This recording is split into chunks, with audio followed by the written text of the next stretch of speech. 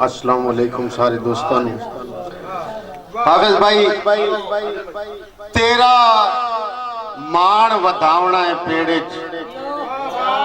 हरना है तैथू जितना नहीं। हाफिज भाई तेरा मान वधावना है पेड़े हरना है तैथू जितना नहीं।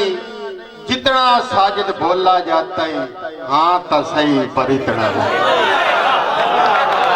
बहुत शुक्रिया बहुत शुक्रिया बहुत शुक्रिया बहुत शुक्रिया। तेरा मान वधावना है पेड़े हरना है तैथू जितना नहीं। जितना साजिद बोला जाता है हाँ तो सही पर इतना नहीं। मेहरबानी भाई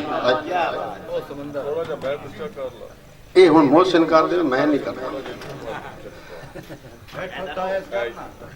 हाँ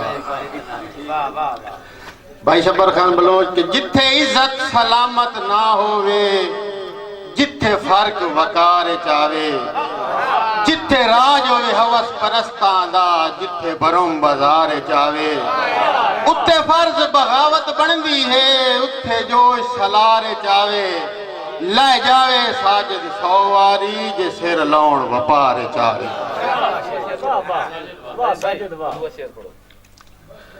किवें पूछूं हंज मेरी भाई मोहसिन और हुकम ते भाई किवें पूछूं हंज मेरी ना आप अपनी हयाती गाल समंदर भी को झट सकता है दस नबूका नाल। बहुत शुक्रिया भाईजान। मैं तो लिखना है साजिद बेशक ला मेरी हर तारीर ते फतवे दे फतवे बावे खाबा ते बावे दे ताबीर ते फतवे लगे इश्क फतवे सोहनी ते सस्सी साहबा हीर ते फतवे और सारे जग नू छोड़ के लेंदे हो हर वार फकीर ते फतवे। भाईजान के मैं पागल नहीं जिंदान भी तेरे जुल्म पचा के चुपरा पैरी बेड़ियां पा के बोला ना ते हथी कड़ियां पा के चुपरा तेरी कह गई साजिद पाक अनादा किवें सत्थुर सुहा के चुपरा खट्टा आप ही थाई मैं सच दी सामी खुद सच दफना के चुपरा। जी भाई मोहसिन और हुकम के शेर है कि भाई पिछा हट परदेश ते देश दे विच गल वंजण हयातियां दो ना जो इसे पद बनहू से चोबन तू ढल वंजण हयातियां दो ना ते घणे जर्दी ढूढ़ दे विच रल वंजण हयातियां दो ना बचुंडा साजिद है गुस्तान दियां मल वंजण हयातियां दो ना। वासला एक बार ये मेरी फरमाइश है कि वंजनो ताड़ी मारो